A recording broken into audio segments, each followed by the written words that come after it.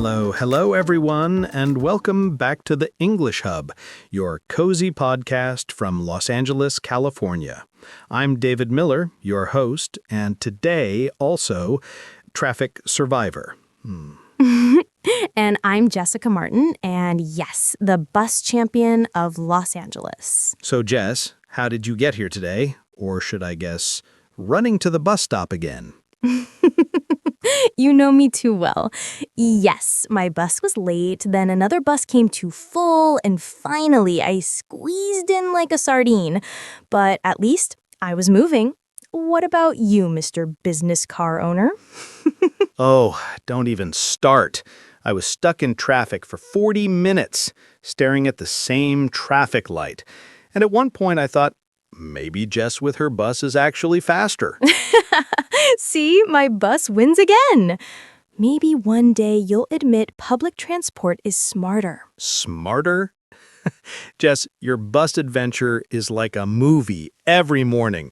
But okay, maybe it's a good warm-up for today's topic, because traffic, buses, late mornings, we all need inspiration and creativity to survive them. Yes, exactly.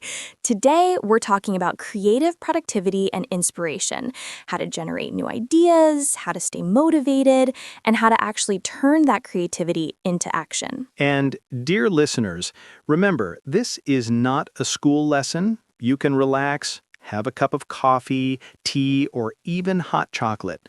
Autumn is here, summer is saying goodbye, so make yourself cozy. Yes, maybe you're cooking, maybe walking, maybe stuck in traffic like David, and maybe waiting for your bus like me. Whatever you're doing, we are your background English. Exactly. We're not your strict teachers. We're your friendly company, your English voices, your little English family here in LA. So sit back, relax, and let's dive into creativity together, because today it's all about how to keep those ideas flowing and how to make sure they don't just stay in your head, but actually happen. So, Jess, let's start with a big question. We hear this phrase a lot, creative productivity. But what does it really mean?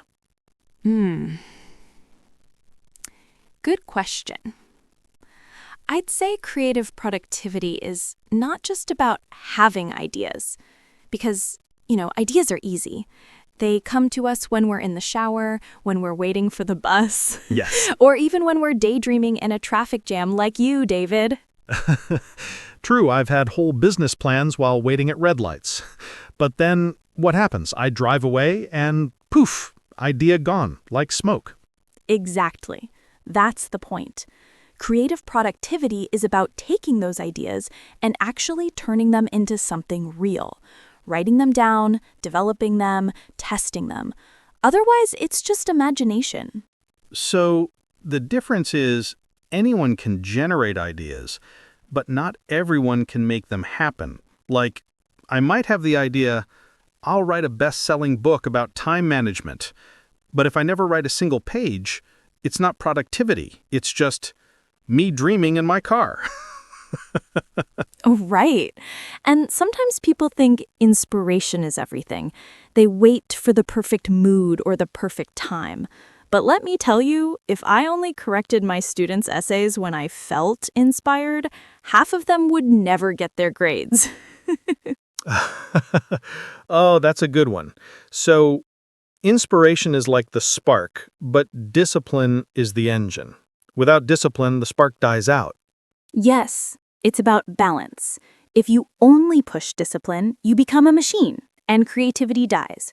But if you only wait for inspiration, you end up with a notebook full of ideas and, no action. Let me give an example. Imagine a musician. She has melodies in her head all day long. If she never records them, never practices, never sits down to write, in the end, nobody hears those songs. Exactly. And the same with business ideas, or even with personal goals. I had this brilliant idea once to start a YouTube channel for my students. I had the name, the topics, even the color palette. And? Well, it stayed in my notebook for 3 years. That was not productive creativity. That was just colorful doodles. Okay, I'll be honest too. I once decided I'd wake up at 5 a.m. every day to write my big business blog. Day one, I made coffee, opened my laptop, wrote 3 sentences, and then scrolled Instagram for an hour. That's the classic. You see, this is why discipline is important. Discipline is not the opposite of creativity. It's the tool that helps creativity grow. So maybe we can say inspiration is the seed and discipline is the water and sunlight. Without both, nothing grows. Beautiful metaphor. You're getting poetic today, David. Must be the autumn weather. Or maybe it's just because I spent too long in traffic. It gives you time to think, you know? Then maybe traffic is your secret creativity tool. Don't tell anyone. So, dear listeners, here's the takeaway. Creative productivity means not just collecting ideas, but giving them a real shape. And to do that, you need both the magic of inspiration and the discipline to keep going when magic is sleeping. Yes. And don't worry, discipline doesn't have to be scary. It's just about small steps, routines, little actions that turn your creative energy into something real. And we're going to talk about those techniques and habits very soon. So, David, let's move to the next big question. Where do we actually find inspiration? People think it's something magical, like lightning from the sky, but really, it's everywhere. Yes, ideas don't usually come with fireworks. They're often hiding in the most ordinary places. Like for me, sometimes it's a book. I'll read just one sentence and suddenly, boom, I have a whole new project idea. Same for me, but with movies. Sometimes I watch even a silly romantic comedy, and suddenly I think, oh, that's how I can explain a grammar point to my students. Wait, so your students learn English thanks to romantic comedies? Yes, don't underestimate rom-coms. They save my lessons sometimes. Okay, fair enough. For me, another big source of inspiration is people. Conversations, like when we're sitting here and teasing each other, it gives me ideas, not just for the podcast, but even for my business coaching. That's true. People are like mirrors. They reflect new perspectives. And travel, too. When I go somewhere new, even just a small trip outside the city, my brain starts noticing things. Different food, different colors, different schedules. Yeah, travel is like opening a window. But sometimes inspiration doesn't even need travel. It's just walking in the park, watching the autumn leaves fall, and then suddenly you're like, oh, life is moving, time is passing, I should finally start writing that blog. The famous blog that never moves past 3 sentences? Hey, don't remind me. Okay, so here's a nice practice I always share with my students. I call it open eyes. Basically, it means pay attention. Look around as if the world is full of secret notes waiting for you. For example, when I was waiting for the bus this morning, I noticed a little kid telling his mom a story, and honestly, it was better than half the novels I've read. Kids are the best storytellers. And that's the thing. If you keep your idea radar on, everything can inspire you. A kid on a bus, a random conversation in a cafe, even a line in an advertisement. Yes, it's like training your brain to collect these little sparks. At first, you don't notice much, but the more you practice, the sharper your radar becomes. You start connecting dots. A book here, a song there, a bus ride somewhere, and suddenly you have a new idea. So maybe creative people aren't different, they're just paying attention more. Exactly. And the good news is, anyone can learn it. You just need to practice curiosity. I love that. Curiosity is like a muscle. The more you train it, the stronger it gets. Yes. And then next time you're stuck in traffic or waiting for your late bus, you won't feel bored. You'll be collecting ideas. So, listeners, here's the tip. Train your radar. Look around, notice things, write them down. Even boring daily life can be your creative fuel. All right, Jess. So we've talked about where inspiration comes from, but now let's get practical. What do you do when you need ideas quickly? When the deadline is tomorrow and your brain is like, sorry, I'm on vacation. Oh, yes, I know that feeling. Okay, one of the classics is brainstorming. You just throw all the ideas you can think of onto paper. No judging, no saying this is stupid. Just write, write, write. Yeah, like when I plan new courses, I sometimes do this with my team. One person says, let's make video lessons. Another says, let's make an app. And someone else says, let's teach English to cats. Hey, don't laugh. English for Cats could be a hit on YouTube. But that's the whole point of brainstorming. Even silly ideas can lead to useful ones. Exactly. And then, once you have a bunch of ideas, you can use mind mapping. That's where you start with one central word or topic and then draw branches around it with related ideas. It's like making a tree of thoughts. Yes, I use that with my students. If the topic is, let's say, travel, the branches could be food, places, transport, people. And then under transport, we could add bus for Jessica, traffic jam for David, and so on. Our personal mind map of life. Nice. Another fun method is De Bono's 6 thinking hats. Basically, you imagine wearing different hats, and each hat makes you think in a different way. Oh, right. Like one hat is logical, another is emotional, one is creative, one is critical. So you look at your idea from all sides. Yes. For example, if we were planning this podcast with the hats, the creative hat might say, let's record it in a hot air balloon. The practical hat would say, what about the wind and the microphones? And the emotional hat would say, but it would be so romantic in the sunset. Exactly. It's a great way to check if an idea is strong or not, and to see it from different perspectives. Okay, another one I love is random input. That's when you take a random word or picture and force your brain to connect it to your problem. Like, Jess, give me a random word. Banana. Perfect. Okay, let's say we need ideas for this podcast. Banana. Maybe we talk about energy and creativity because bananas give energy. Or maybe banana reminds me of banana split, and that makes me think of splitting tasks into smaller steps. See, random, but useful, and sometimes funny, too. Definitely. And then there's one more technique, free writing. Basically, you sit down with a notebook and write non-stop for 5 or 10 minutes. No grammar, no editing, no thinking. Just let your thoughts flow like a river. Yes, it's like emptying your brain. At first, it feels messy, but then you often discover ideas hiding inside the chaos. Exactly. And it's perfect for people who get stuck because they want every idea to be perfect. Free writing says, no, don't be perfect, just write. I sometimes do that when preparing lessons. I just write whatever comes, and then later I see what makes sense. So listeners, here's the toolkit. Brainstorming, mind mapping, 6 hats, random input, free writing. Choose one, play with it, and don't be afraid of silly ideas. Sometimes the silliest idea becomes the most creative. Yes.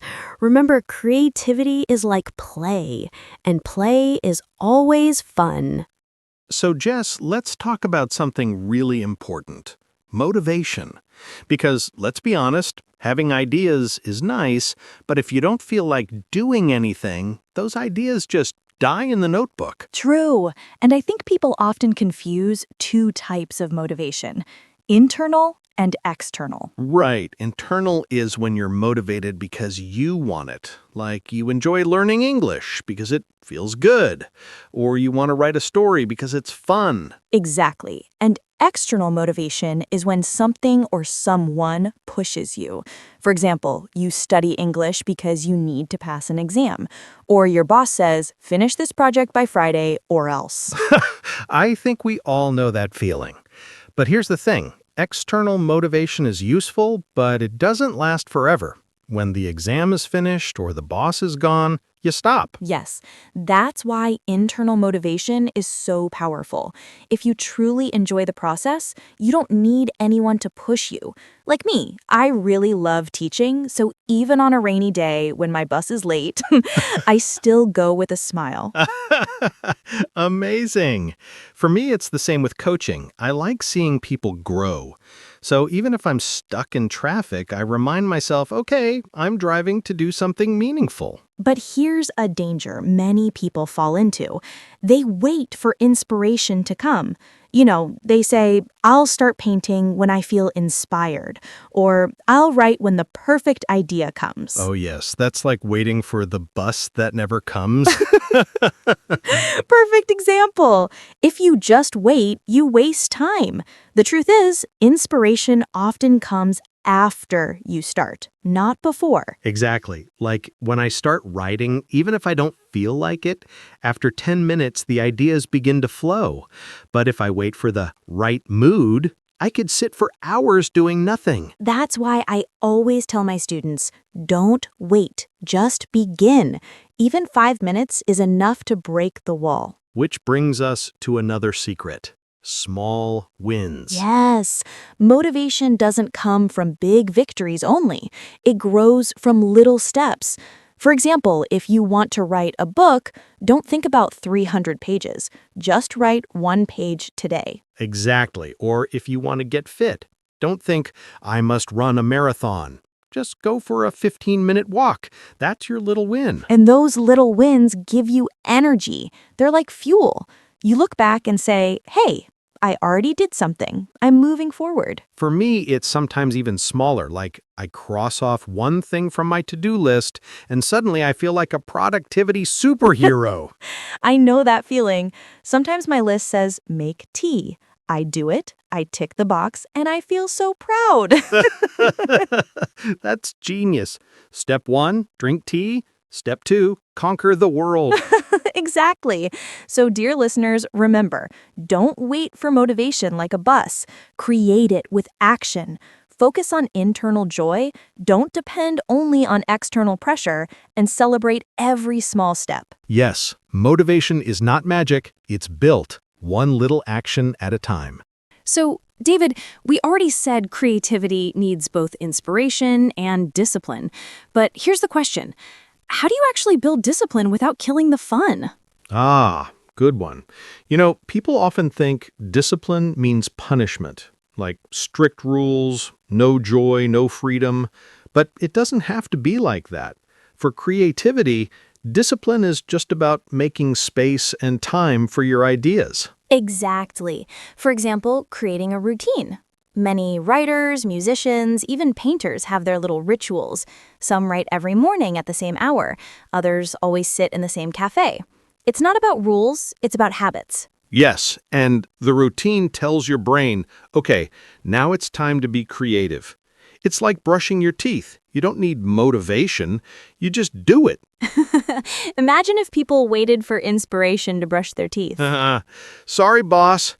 I can't come today. I wasn't inspired to brush my teeth. Right. That's why routine works. It takes away the stress of waiting for the perfect mood. And one tool I love is time blocking. Basically, you choose a block of time, let's say 1 or 2 hours, and dedicate it only to creative work. No phone, no emails, no bus schedules, Jess. Hey, my buses are very inspiring, thank you. But yes, creative hours are great. Even if nothing genius comes out, you've still shown up for your creativity. Yes, and most of the time when you show up, something happens. Even if it's small, it's progress. And here's the hardest but most powerful part. Just sit down and start. I know it sounds too simple, but really, the first 5 minutes are the most difficult. So true. I sometimes fight with myself. I don't want to write, I'm not ready, I'm tired. But then when I finally start, I think, wait, this isn't so bad. And 30 minutes later, I'm deep into it. Yes, exactly. We call that resistance. Your brain tries to protect you from effort, but the cure is just to begin. Maybe we can call it The bus effect. You don't want to run for it, but once you're inside, you're fine. I love that. And for you, David, it's the traffic light effect. You don't want to wait, but once you start moving, you're okay. Perfect. So, listeners, remember, build a routine, create time blocks, and don't overthink. Just sit down and begin. The magic usually comes after you start, not before. Yes, creativity is not only about big sparks. It's about showing up little by little and letting discipline become your best friend. Jess, I think one of the biggest enemies of creativity is not a lack of ideas, but perfectionism. Oh, yes. Perfectionism is like a little monster in your head saying, no, this is not good enough. Don't even try. Exactly. And the problem is, people often never start because they're waiting for the perfect moment or the perfect version of their work. Yes, and here's the truth. If you wait for perfect, you'll never finish anything. Sometimes you don't even begin. Right. That's why I love the phrase, done is better than perfect. If something is done, you can improve it. If it's only in your head, no one can see it, and it will never grow. Exactly. You know, even big, famous people started with mistakes. For example, J.K. Rowling. Her first Harry Potter manuscript was rejected by 12 publishers. Imagine if she said, "Oh no, I failed, I'll stop." We would never have Harry, Hermione, and all that magic. Yes. Or Thomas Edison, the guy who invented the light bulb, he failed more than 1,000 times before it finally worked. When people asked him, he said, "I didn't fail. I found 1,000 ways that don't work." That's a great example. And look at Steve Jobs. The first Apple computer was, let's be honest, not very beautiful. But they didn't stop. They kept improving, and look where Apple is today. Yes, and even in smaller things, like this podcast.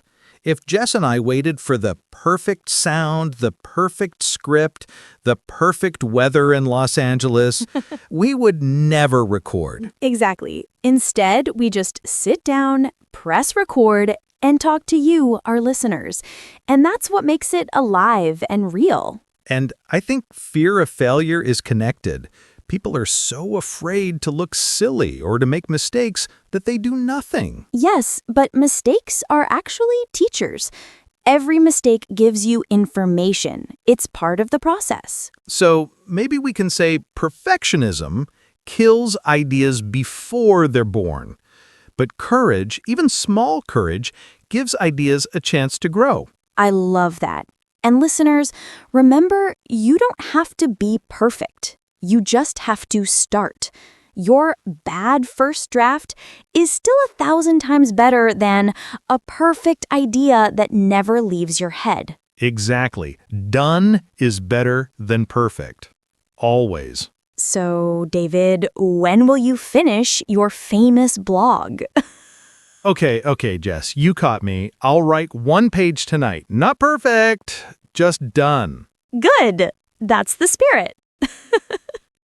Jess, we've talked about where to get ideas and how to overcome perfectionism, but what about the next step? How do we actually organize all those ideas so they don't get lost? Yes, because we all know the problem. You have 10 amazing ideas, then 1 week later, poof, you forget them all. Guilty. I have sticky notes everywhere, and I still forget half of my own ideas. So first, let's talk about digital tools. They are amazing for organizing ideas. Notion, for example, it's like a digital notebook, but smarter.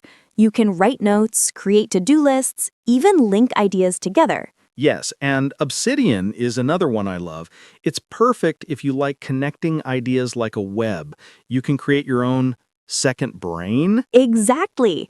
Speaking of second brain, that's a concept where you don't try to remember everything. Your notes, apps, documents, they become your external memory.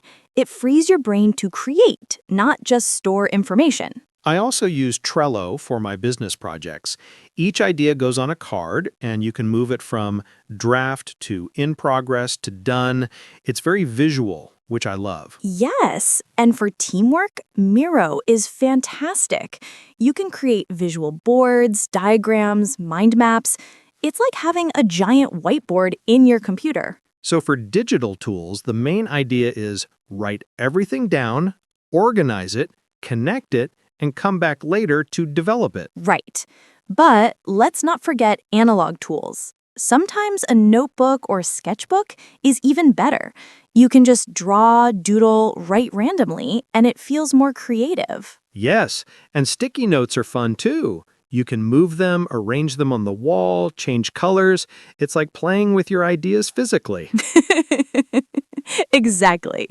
I love walking around my room, moving sticky notes, pretending I'm running a big creative studio. That's very visual. And honestly, writing by hand helps some people remember and connect ideas better than typing. Yes, and when you combine analog and digital, it's even better. Maybe rough ideas in a notebook, then later you transfer them to Notion or Trello to organize them. So to summarize, whatever tool you choose, digital, analog, or both, the point is to create a system where ideas don't get lost, where you can see them, connect them, and turn them into action. Exactly. That's the heart of creative productivity. Ideas are just the beginning. Organizing them, tracking them, and working on them, that's what makes them real. And dear listeners, don't feel pressured to use all tools. Pick one or two that work for you and build your own second brain. Your future self will thank you. Yes, and don't forget to have fun with it. Making a system for your ideas can be creative itself. Stickers, colors, drawings, your tools can be playful too. Perfect. So your ideas won't just float away. They'll grow into real projects, and that's what we all want, right? Absolutely. Grow your ideas and your creativity will thank you every day. Jess, we've talked a lot about individual creativity, but I think one secret we haven't covered yet is collaboration. Because some of the best ideas are not born alone. Yes, 2 or even 3 heads are usually better than 1. And sometimes 5 heads are chaotic but still magical. True. Collaboration brings new perspectives. You see things you would never notice alone, and when you work with others, ideas spark off each other. Exactly. For example, when I do a lesson planning session with my colleagues, we start joking around, and suddenly one joke turns into a full activity for students. Yes, and in business, the same. When I brainstorm with my team, sometimes someone says something ridiculous, like, let's make English lessons for cats. And then you think, wait, maybe we can make it a fun mini game for students. The point is, no idea is too small, too silly, or too weird. Absolutely. But to make collaboration work, you need structure. Creative brainstorming is amazing, but only if everyone knows the rules. Yes. For example, rule number 1, no judging. During brainstorming, no one can say this is stupid. Every idea goes on the table. Rule number 2, quantity over quality. Don't worry if the ideas are perfect. The more ideas, the higher the chance of finding gold. Rule number 3, build on each other's ideas. One idea sparks another. It's like a chain reaction. Exactly. And after brainstorming comes feedback. This is crucial. Constructive feedback helps ideas grow stronger. Yes, but the key word is constructive. Not, your idea is bad, but, I love this part. Maybe we can try this adjustment. And feedback is also a two-way street. Sometimes you realize your idea isn't as bad as you thought, or sometimes you see a way to make it even better. And remember, feedback doesn't have to come only from colleagues. Sometimes friends, students, or even listeners can give you insights you never imagined. Exactly. Collaboration and feedback turn single sparks into fires, and that's what makes creative projects exciting. So, listeners, the takeaway, don't work in isolation. Invite others, share your ideas, listen, and be ready to improve. Yes, and remember, sometimes the craziest ideas in a brainstorm session become the most brilliant. Even English lessons for cats might inspire your next big project. Who knows? So open your mind, collaborate, and let creativity grow together. Jess, we've talked a lot about generating ideas and staying motivated, but sometimes nothing happens. You stare at the page, the screen, the notebook, and your brain just says, nope. Oh yes, the famous creative block. It happens to everyone, even the most experienced creators. So what do you do first, Jess? Well, one of my favorite tricks is changing the environment. Sometimes you just need to leave your room, go to a cafe, walk in the park, or even just move to a different corner of the house. The change sparks your brain. Yes, I've noticed that too. When I'm stuck in my office, ideas are trapped with me. But take a short walk outside, and suddenly, new ideas pop up. Even watching people in the street inspires me. Exactly. And physical activity is another secret weapon. I love doing a quick stretch or a short run. It's amazing how moving your body helps your brain restart. I call it the traffic jam solution. Stuck in traffic, I do breathing exercises and tiny stretches in my car. My neighbors probably think I'm a magician. Or a little crazy. But yes, movement literally wakes up your brain. It increases blood flow, and suddenly your mental blocks start to melt away. And here's a tip I really love. Give yourself bad ideas. Yes, intentionally. Write down everything, even silly, impossible, stupid ideas. That's my favorite. Sometimes I tell my students, write the worst sentence you can think of. And guess what? That often leads to the best sentences. Exactly. It removes the pressure. When you try to force a perfect idea, the brain freezes. But when you allow yourself to be bad, it relaxes, and suddenly, good ideas appear naturally. It's like your brain thinks, oh, it's safe, I can experiment. And from this safe experimentation, creativity grows. So, listeners, the takeaway, if you feel stuck, don't panic. Change your environment, move your body, and allow some bad ideas. The next great idea might be hiding there. Yes, and remember, creative blocks are normal. They're not failures. They're signals that your brain needs a little reset. So get up, stretch, walk, maybe take a coffee, and let your ideas flow again. And maybe ride the bus like me. You never know what inspiration hits you while waiting. All right, that's our creative block antidote, brought to you by traffic jams and late buses. Jess, here's something I've learned the hard way. A tired brain is not a creative brain. Oh, yes, we've all been there. You sit at your desk for hours, push yourself harder and harder, but instead of new ideas, you just want to scroll Instagram or eat chocolate. Exactly. People think if I work more, I'll create more. But actually, the opposite is true. An overworked brain shuts down. Creativity doesn't come from pressure, it comes from balance. Yes, that's why rest is not a luxury. It's part of productivity. If you don't rest, your brain can't make connections, can't surprise you with new ideas. And science agrees. Did you know some of the most creative breakthroughs in history came from sleep? Oh, yes, like the chemist Kekule, who dreamed of a snake biting its own tail, and that dream helped him discover the structure of benzene. Exactly. Or Paul McCartney. He dreamed the melody of Yesterday. He literally woke up, played it on the piano, and the song was born. See, even the Beatles knew sleep is the best creativity tool. So, if listeners want to be creative, here's rule number 1. Respect your sleep. Don't work until 3 a.m. and expect your brain to shine at 9 a.m.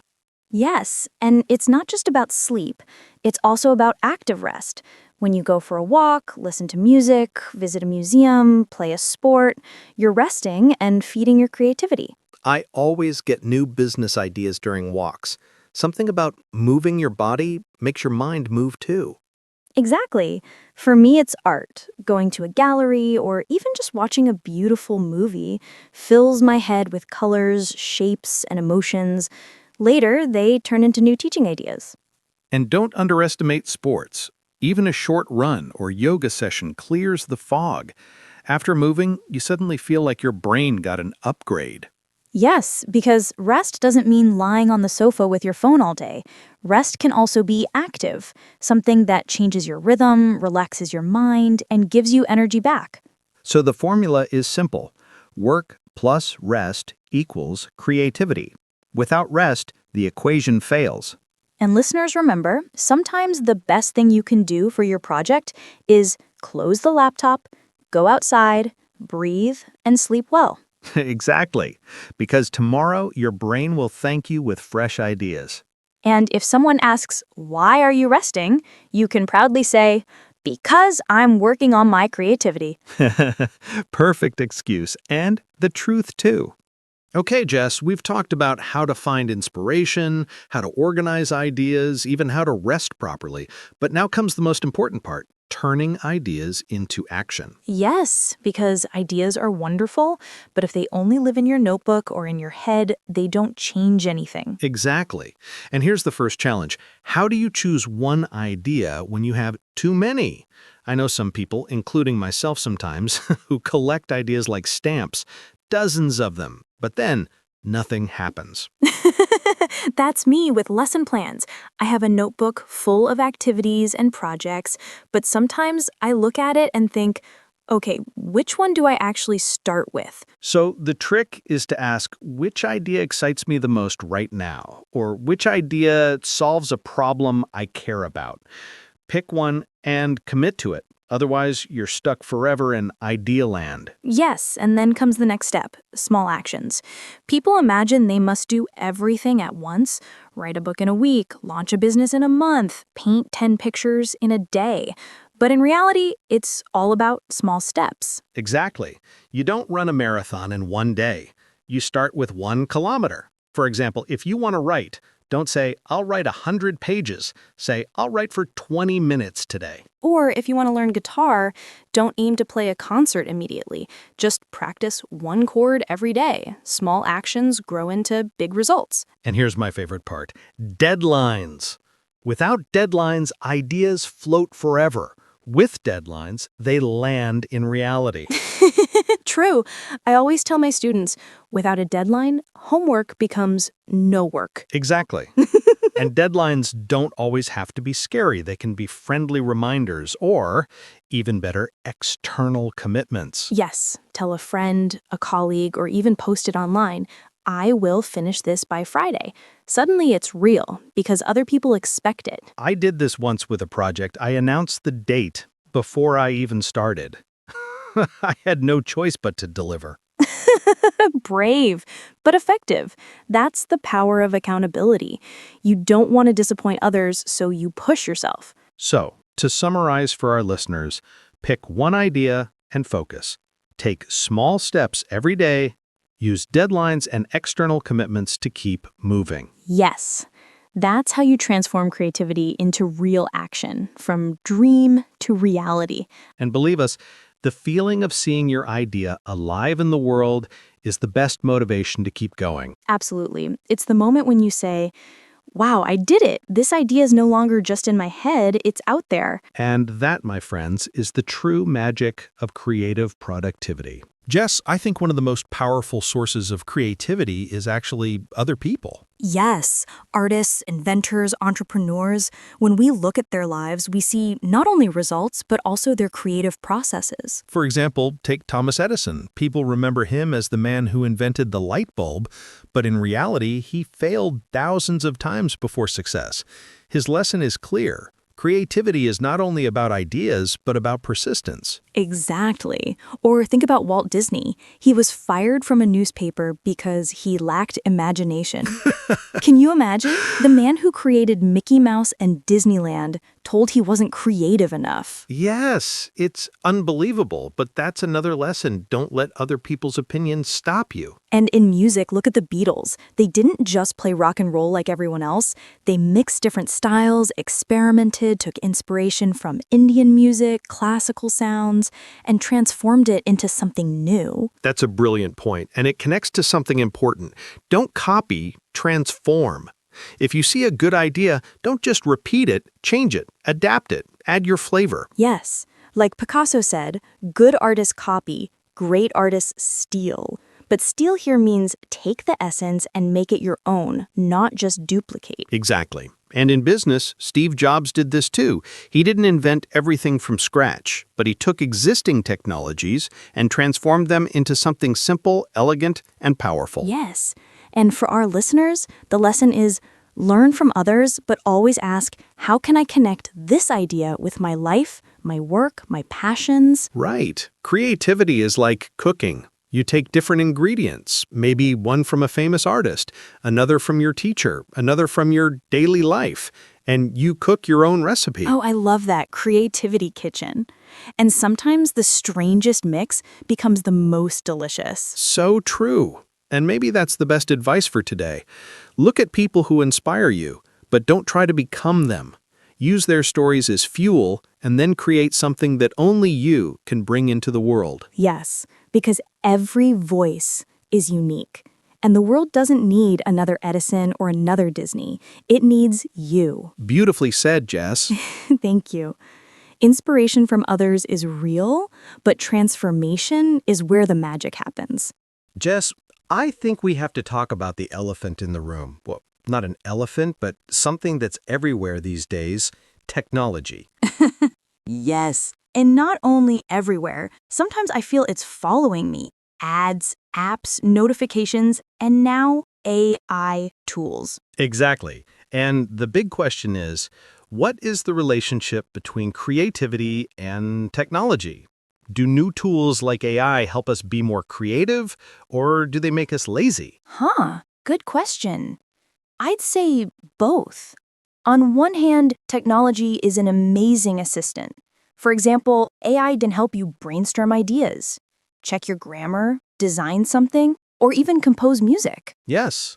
I sometimes use AI tools when I prepare lessons for my business students. They don't replace me, but they help me prepare faster so I can spend more time on the fun part, teaching and interacting. Exactly. Same for me. AI can generate exercises, vocabulary lists, even test questions. But I always check them and add my own personality. That's the key. AI is like a helper, not a replacement. It gives you bricks, but you are still the architect. Nice metaphor. Yes, AI is the assistant who brings you coffee and paper, but you're still the one writing the book. Unless the assistant drinks the coffee first. That's very possible. But David, here's the other side, content overload. Technology made it so easy to create that now the internet is full of millions of videos, podcasts, photos, songs, sometimes too much. Yes. And that can kill creativity because instead of creating, you spend hours scrolling. You think you're researching, but actually you're just drowning in content. Exactly. I'm not procrastinating, I'm researching. No, my friend, you're just watching cat videos for the 15th time. Guilty. But it's true. Overconsumption of content can make your brain tired. You lose your own ideas because you're too busy looking at other people's. Yes, and also sometimes you feel pressure. Like, look at this person. They made a perfect video, perfect design, perfect idea. And then you think, why should I even try? That's a big danger. Technology should inspire us, not paralyze us. The trick is to use it with intention. Right. For example, if you watch one inspiring talk, great. But don't spend 3 hours clicking next video. Choose carefully. And also, remember that what you see online is usually polished. Behind that perfect post, there were many drafts, mistakes, maybe even AI assistants. Exactly. Which brings us to the last big point. How to keep your own voice in the world of AI. Yes, because now AI can write texts, make music, generate images, but the danger is everything starts to sound the same. That's why personal voice is more important than ever. People don't follow you just for information. They follow you for your style, your humor, your human touch. For example, Jess, if an AI wrote this podcast, it might be perfect grammar, but it wouldn't have your laugh, your bus stories, your energy. And it wouldn't have your traffic jams, David. True?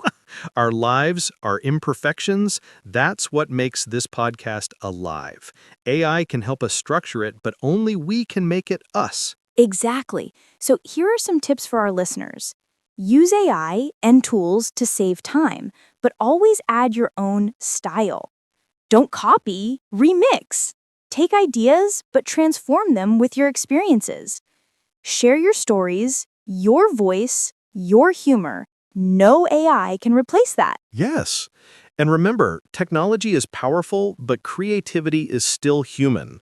Machines can suggest, but only people can connect ideas with emotions, culture, and life. Beautifully said. And listeners, don't be afraid of technology. See it as a partner, not an enemy. Just make sure you're the driver, not the passenger. Unless you're on Jess's bus, then you are the passenger. True. But even on the bus, you can write your ideas in a notebook while David is still stuck at the red light. Okay, you win this round, Jess. Thank you. But really, dear listeners, here's the takeaway.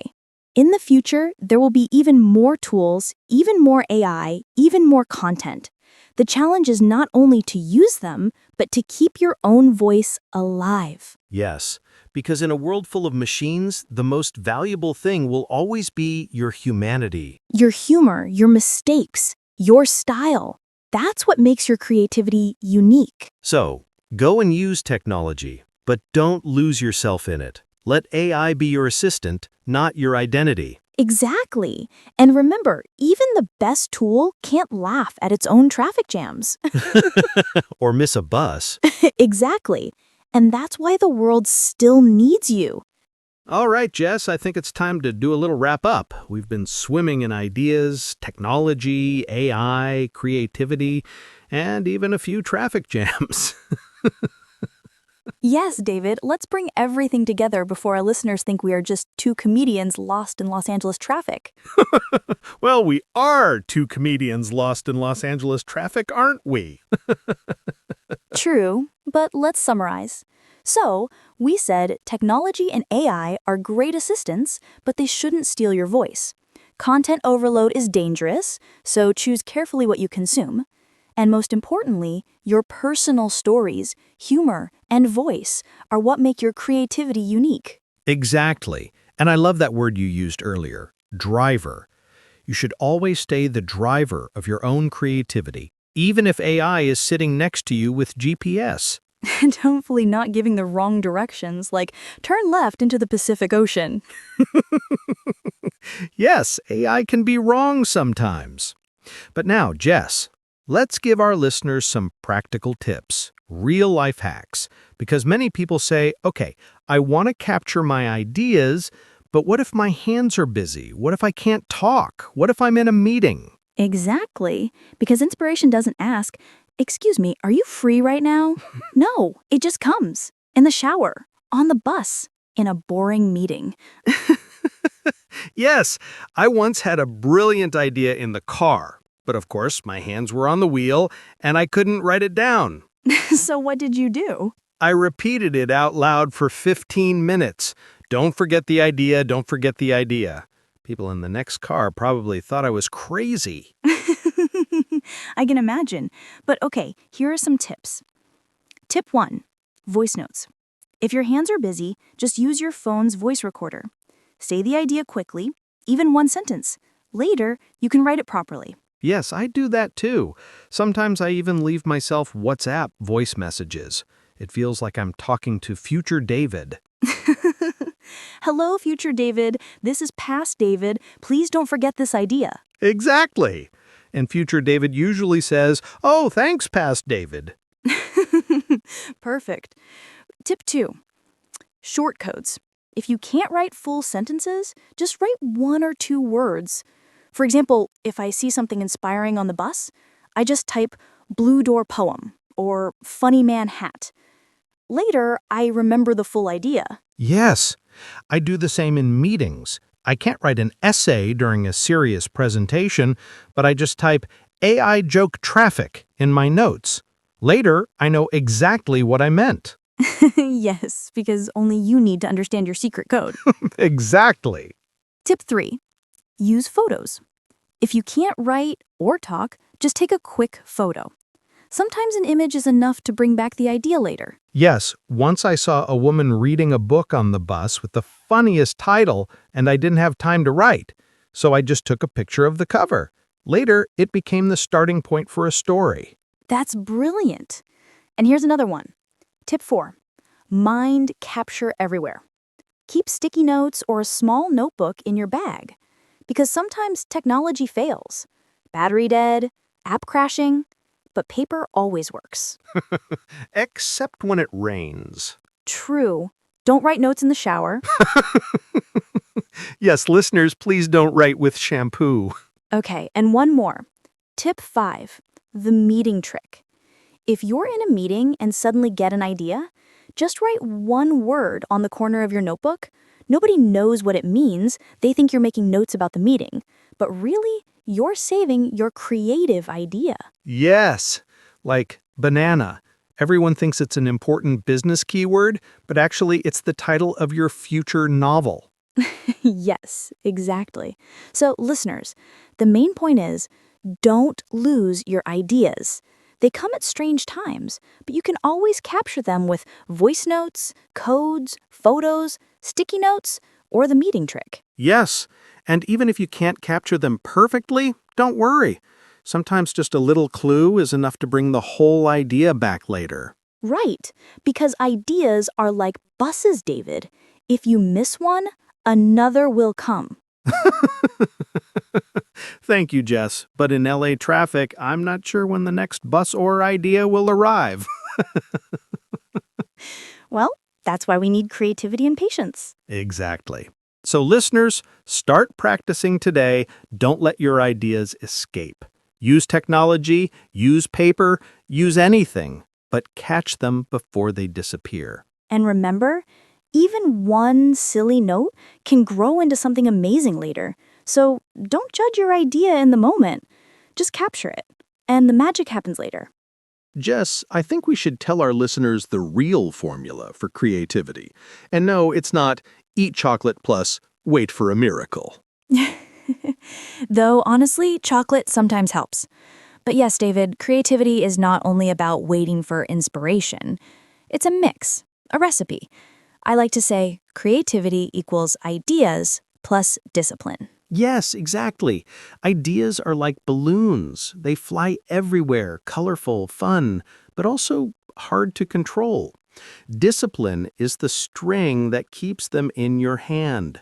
Without the string, the balloon flies away and you lose it. Oh, I love that metaphor. And it's true.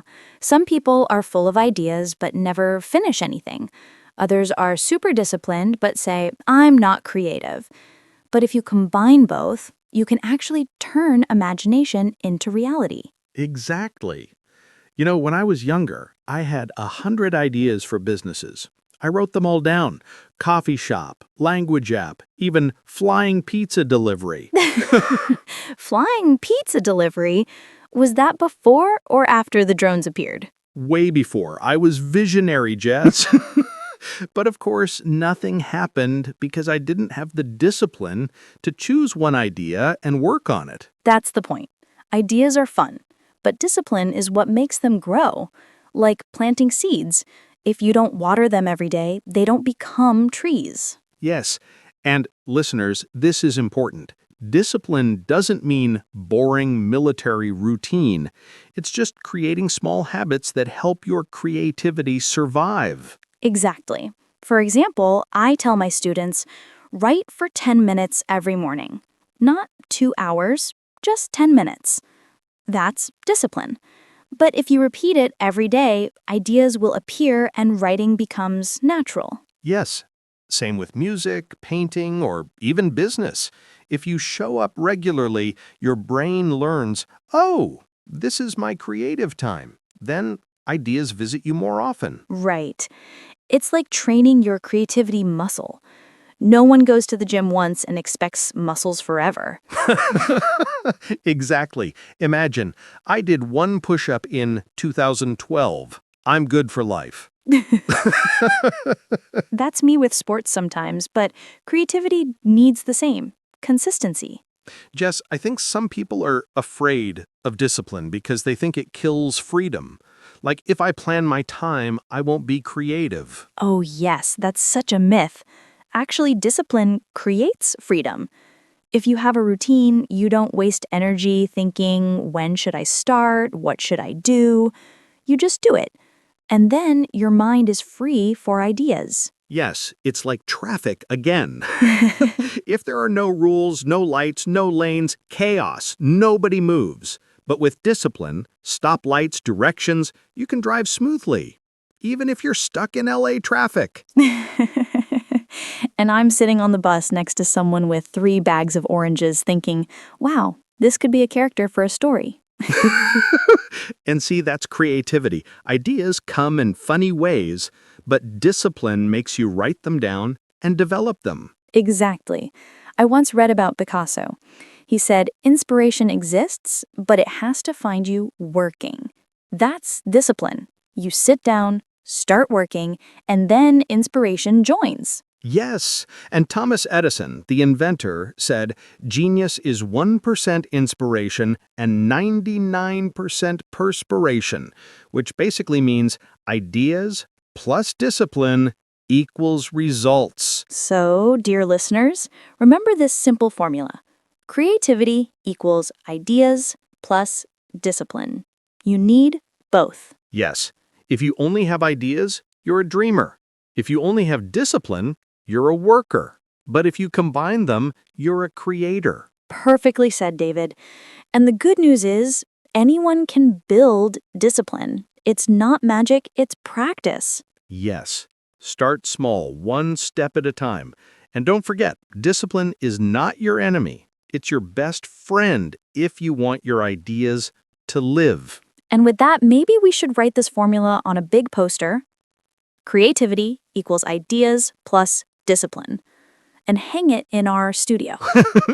Yes, and maybe above your bus stop, too.